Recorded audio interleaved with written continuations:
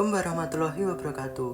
Perkenalkan, nama saya Bagasito Pambudi dengan NIM 24520000081. Di video ini, saya akan menceritakan legenda dari Jawa Timur, yaitu legenda Sindelaras.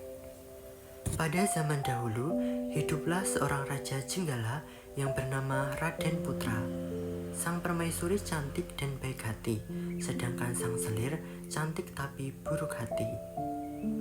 Saat sang permaisuri mengandung anak, sang selir merasa iri dan membuat rencana untuk mengusirnya. Kemudian, sang selir bekerja sama dengan tabib istana, dan malamnya sang selir berpura-pura sakit. Sang tabib pun datang dan memeriksa sang selir. Lalu, ia berkata bahwa selir telah diracuni oleh permaisuri. Sang selir berhasil menghasut Raden Putra untuk menghukum sang permaisuri. Patih istana diperintahkan untuk membunuh sang permaisuri di hutan. Alih-alih membunuh permaisuri, Patih meninggalkan permaisuri di hutan dan mengaku telah membunuhnya pada raja dan sang selir. Setelah beberapa bulan, permaisuri tinggal di dalam hutan. Ia pun melahirkan seorang anak laki-laki. Anak itu diberi nama Sindelaras. Sindelaras tumbuh menjadi anak yang cerdas dan tampan. Sejak kecil, ia sudah terbiasa berteman dengan binatang. Suatu hari, Sindelaras sedang asik bermain. Tiba-tiba seekor raja wali menjatuhkan sebutir telur tepat di sebelah Sindelaras. Sindelaras langsung mengambil telur itu dan kemudian menetaskannya. 3 minggu kemudian, menetaslah telur tersebut menjadi seekor anak ayam yang lucu.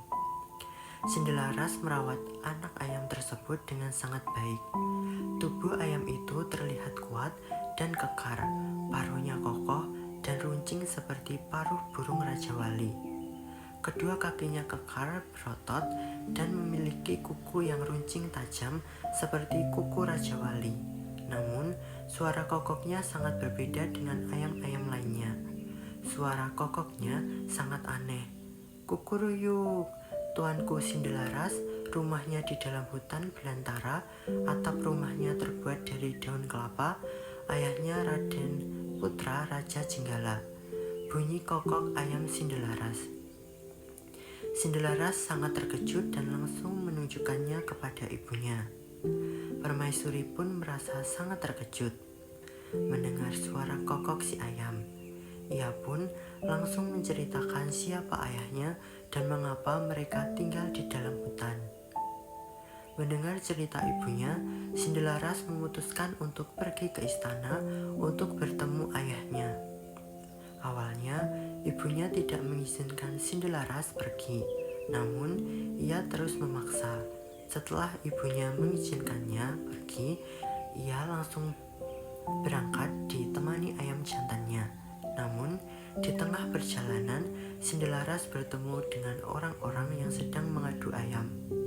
Mereka melihat Sindelaras membawa ayam jagonya dan mengajaknya ikut menguji kehebatan ayamnya.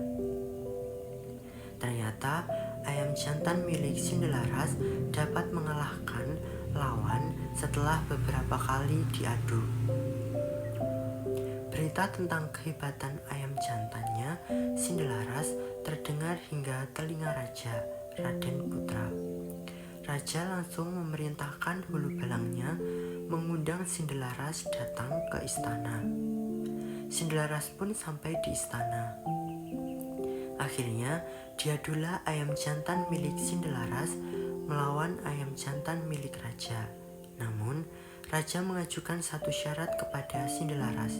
Jika ia kalah, ia harus bersedia menyerahkan ayam jantannya dan kepalanya dipancung.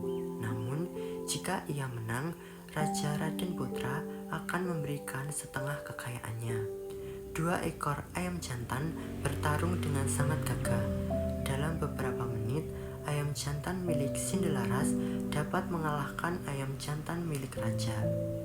Penonton pun bersorak memberikan selamat kepada Sindelaras. Pada saat itulah, ayam jago Sindelaras mengeluarkan kokokan kerasnya tentang Sindelaras dan Raden Putra. Raden Putra terkejut mendengar kokokan tersebut. Kemudian Raja Raden Putra langsung memanggil Patih.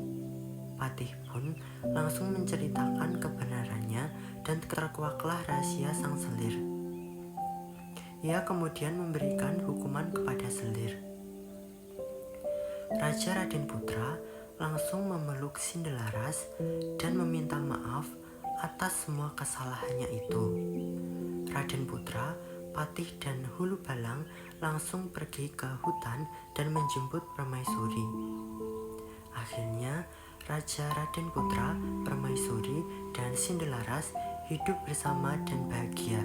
Setelah Raden Putra meninggal, Sindelaraslah yang menggantikannya. Ia memimpin kerajaan dengan adil dan bijaksana.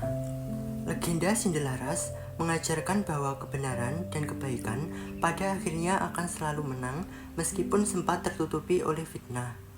Kejahatan dan iri hati seperti yang dilakukan selir akan membuahkan kehancuran, sedangkan kesabaran serta kejujuran seperti Permaisuri dan Sindelaras akan berbuah kebahagiaan. Dalam membaca legenda Sindelaras, saya menggunakan strategi pemetaan alur dan karakter. Caranya, pertama, saya membagi cerita ke dalam fase-fase penting, mulai dari fitnah selir, masa pertumbuhan Sindelaras di hutan, hingga puncak adu ayam di istana. Ini membantu saya memahami urutan kejadian secara logis. Kedua, saya menganalisis hubungan antar tokoh. Saya melihat bagaimana sifat licik selir beradu dengan kebijaksanaan Patih, serta peran ayam jago sebagai kunci pengungkap kebenaran. Dengan cara ini, saya tidak hanya sekedar membaca, tapi bisa menangkap pesan moral bahwa kebenaran pasti akan terungkap pada akhirnya. Sekian video dari saya. Jika ada kesalahan, saya mohon maaf. Terima kasih. Wassalamualaikum warahmatullahi wabarakatuh.